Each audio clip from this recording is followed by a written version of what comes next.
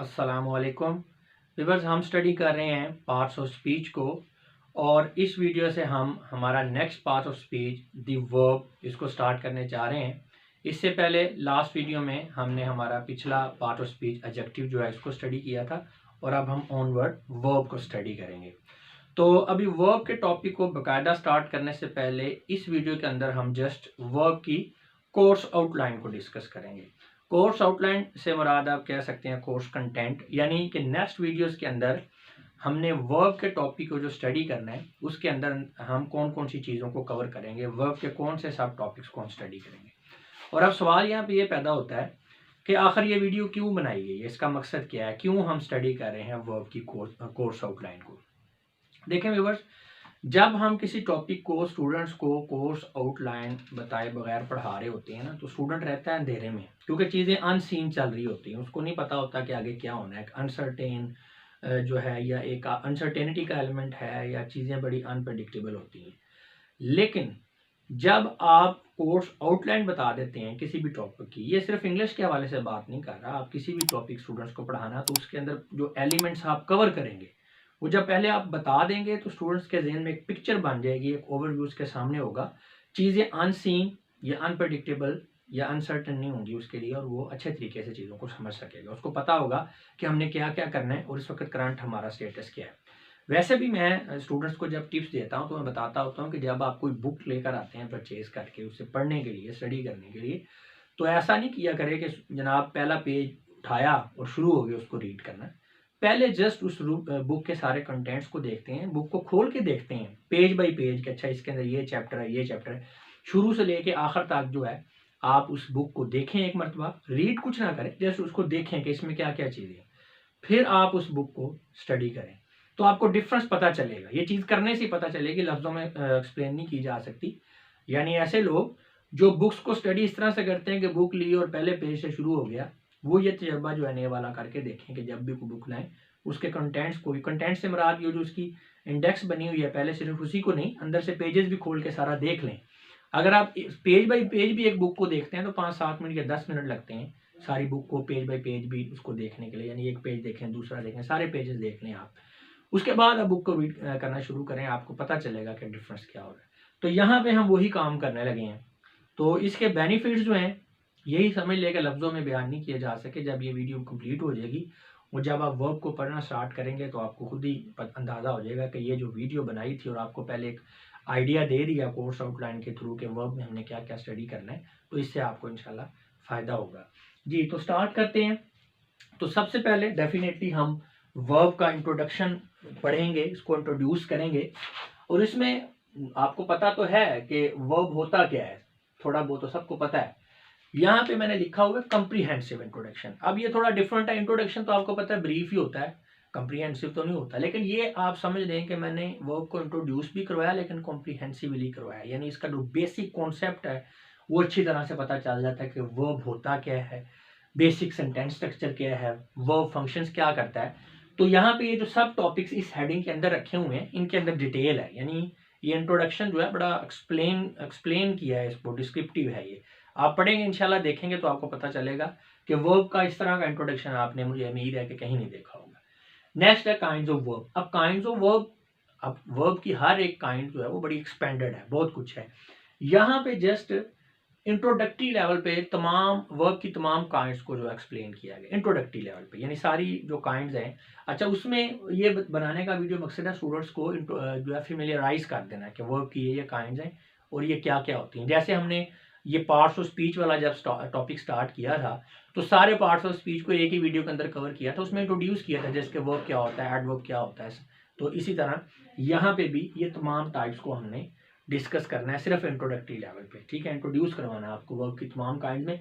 और उसमें classification of the verb, classification of verb से मुराद यही है कि वर्ब जो है उसकी जो काइंड्स हैं उसको हमने किस तरह से जो है डिवाइड किया हुआ है, ठीक है। वो सारा एक स्केच बना के, जैसे ट्री होता है, तो बड़ा इंटरेस्टिंग भी है और इंशाल्लाह आपका कॉन्सेप्ट भी अच्छा डेवलप होगा।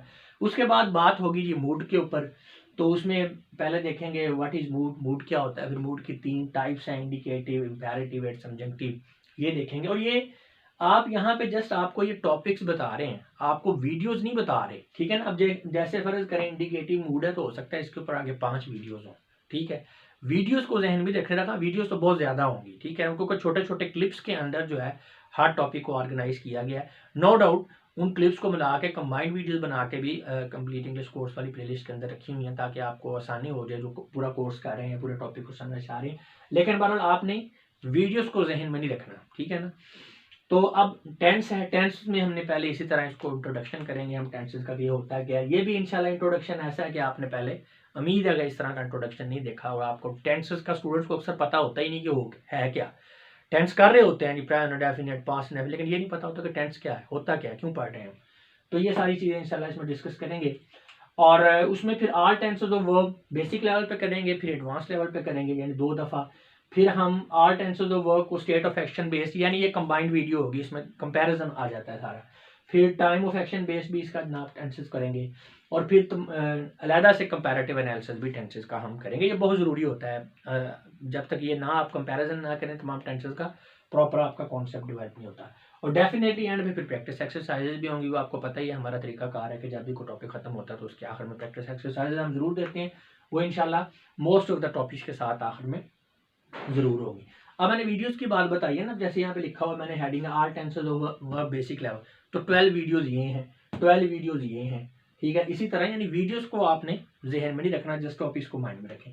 उसके बाद जब टेंसेस हम पढ़ लेंगे फिर यूजेज ऑफ टेंसेस की बात होगी। ये वही बात है कि स्टूडेंट्स को टेंस तो आते होते हैं, लेकिन उनको ये यूजेज का नहीं पता होता कि टेंसेस को हमने यूज कैसे करना है। तो ये हम बताएंगे जी आपको, प्रेजेंट टेंस का यूज, पास्ट टेंस का, फ्यूचर टेंस का। ये काफी एलेबोरेटेड वीडियोज हैं, काफी डिटेल है इनकी। तो इसके बाद फिर प्रैक्टिस एक्सरसाइज है। नेक्स्ट हमारा वर्ब वाइज का टॉपिक हो जाता है। उसी तरह जैसे हमने टेंसेस को इंट्रोड्यूस किया था, वर्ब वाइज को भी इंट्रोड्यूस करेंगे, इसकी टाइप्स के बारे में बात होगी। फिर हम टेंसेस का एक्टिव एंड पैसिव वाइज देखेंगे, 8 active and passive wise, 8 tenses के बनेंगे। उसके बाद मॉडल वर्ब्स का जो एक्टिव एंड पैसिव वाइज देखेंगे। और फिर कंपैरेटिव एनालिसिस होगा active voice and passive wise का, कंबाइंड वीडियोज होगी। एंड पे इसका कॉन्जुगेशन ऑफ द वर्ब होगा, उसमें आपके टेंस और वर्ब वाइज से एक मतलब रिवाइज हो जाएंगे और आपको ये कॉन्जुगेशन के बारे में बताएंगे कि ये क्या होता है। और आखिर में डेफिनेटली प्रैक्टिस एक्सरसाइजेज होगी। नेक्स्ट है सब्जेक्ट वर्ब अग्रीमेंट का टॉपिक, काफ़ी बड़ा टॉपिक है, काफ़ी डिटेल है इसके अंदर, लेकिन इसको 3 सब हेडिंग्स में हम इसको भी डिवाइड किया हुआ है।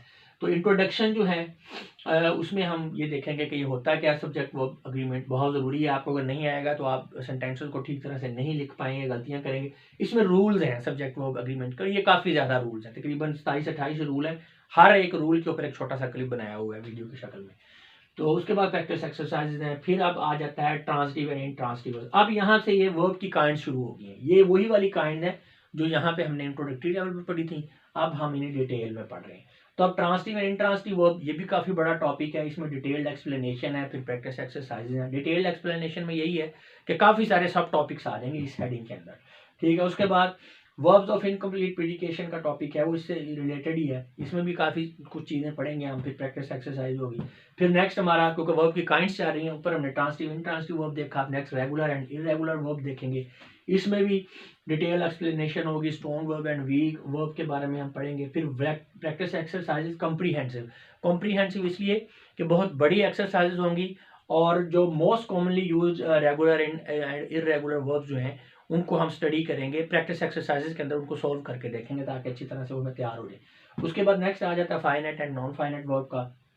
फिर आ जाएगा ऑक्सिलरी वर्ब्स। ऑक्सिलरी वर्ब्स में भी काफ़ी चीज़ें हैं, काफ़ी डिटेल टॉपिक है, इसमें इंट्रोडक्शन होगा। फिर हम स्पेसिफिक एंड जनरल फंक्शन देखेंगे ऑक्सिलरी वर्ब्स के।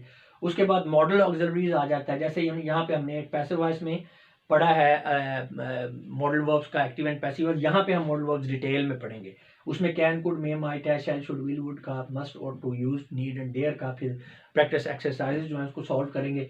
फिर हमारा जो आ जाता है वर्ब की काइंड्स हम पढ़ रहे हैं, ये हो गया ट्रांसटिव, इंट्रांसटिव, फिर irregular, regular, infinitive and non finitive, sorry finite and non finite. फिर उसके बाद ऑक्सिलरी वर्ब। अब नेक्स्ट आ गया हमारा पार्टिसिपल, जेरेंड एंड इन्फिनिटिव। तो ये 3 मेजर हमारी कैटेगरीज हैं वर्ब की।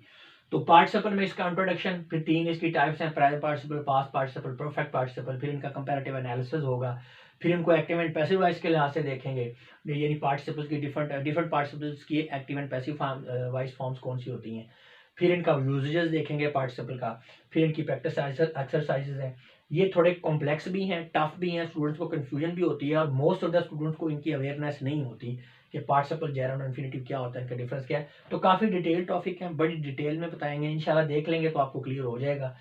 जेरेंड में भी इसी तरह ही इंट्रोडक्शन है, फिर इनकी डिटेल्ड एक्सप्लेनेशन है, यूजर्स ऑफ जेरेंड की बात करेंगे, फिर जेरेंड एंड प्रेजेंट पार्टिसिपल का कंपैरिजन हम करेंगे, क्योंकि दिखने में इनकी फॉर्म सेम होती है तो इसलिए स्टूडेंट्स कंफ्यूज होते हैं, लेकिन स्टूडेंट्स को पता होना चाहिए कि इनका डिफरेंस क्या है, इनके यूजेजेस का क्या डिफरेंस है। और इसे भी हम दो तरह से पढ़ेंगे, इस कंपैरिजन को भी, बेसिक लेवल पे और एडवांस लेवल पे। नेक्स्ट आ जाता है इन्फिनेटिव। इन्फिनेटिव में भी इंट्रोडक्शन है, इन्फिनेटिव की फॉर्म्स है, इसका यूजेजेस यूज क्या है, फिर आगे जेरेंडियल और क्वालिफायर इन्फिनेटिव है, active and passive use of infinitive study करेंगे हम। और ये चंद चीज़ें हैं इन्फिनेटिव के लिहाज से, तो ये टफ हैं, काफ़ी डिटेल्ड हैं। Noun like and verb like character या function of infinitive, adverbial function of infinitive and infinitive phrase, noun like function of infinitive and infinitive phrase पढ़ेंगे। फिर हम आखिर में पढ़ेंगे जेरेंड एंड इन्फिनेटिव का कंपैरिजन पढ़ेंगे, ये भी ज़रूरी है इसको करना, ताकि आपको पता होना चाहिए कि क्या फ़र्क होता है। इसके बाद प्रैक्टिस एक्सरसाइजेज जो हैं ये इन्फिनेटिव के लिहाज से आएंगी।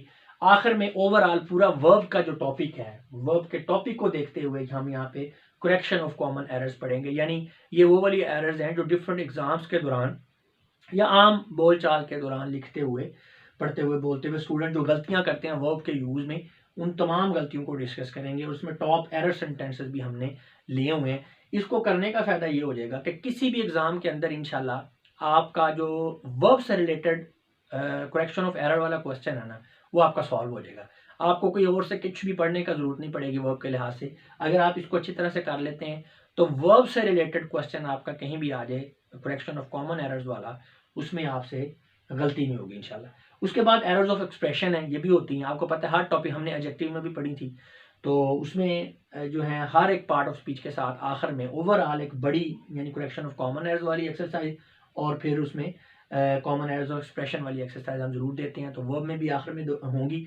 तो व्यूअर्स, ये इसका था एक ओवरव्यू, इसके कोर्स आउटलाइन थी, इसमें काफ़ी डिटेल है, ये जहन में रखिएगा, घबरा नहीं जाना। ये पार्ट्स ऑफ स्पीच में आप कह लें सबसे बड़ा और सबसे टफ आपका पार्ट ये वर्ब ही है। और जिसको वर्ब आ जाए तो पता चल जाता है जी इसको अब अंग्रेजी आ गई है, क्योंकि आगे जो है एडवर्ब है या इंटरजेक्शन है, कंजंक्शन है, ये सारी चीज़ें ये इतनी टफ नहीं है ना, उनमें इतनी डिटेल है, लेकिन इन्हीं में ज़्यादा प्रॉब्लम स्टूडेंट को आता है। तो उनको इंशाल्लाह अच्छी तरह बड़ी डिटेल में समझाएंगे। उम्मीद है कि आपको इस वीडियो से काफ़ी फ़ायदा हुआ होगा, और नेक्स्ट आगे भी होगा। आपको अंदाज़ा हो गया होगा कि हमने वर्ब के अंदर क्या क्या स्टडी करना है। अब मैं आप लोगों से इजाज़त चाहूँगा। अपना बहुत सा ख्याल रखिएगा। आपकी इस बातों का बहुत बहुत शुक्रिया। खुदा हाफिज़।